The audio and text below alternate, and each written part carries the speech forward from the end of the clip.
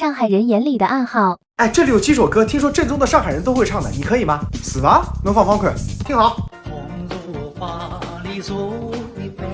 坐呀嘛坐一杯，这个是新境界红茶坊的主题曲。再听听这个。爱着你，这是情景剧《开心公寓》的主题曲。还有这个。外面的上海滩是巨星大大，眼前的变化快得不得了。新境界老娘舅，除非侬屋里向没电视机，否则上海人侪看过吧。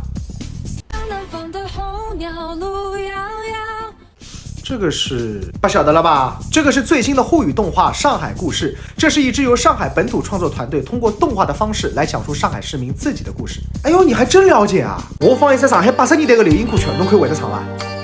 你挑着担。喂，我放的是为你打开一扇窗，不是敢问路在何方。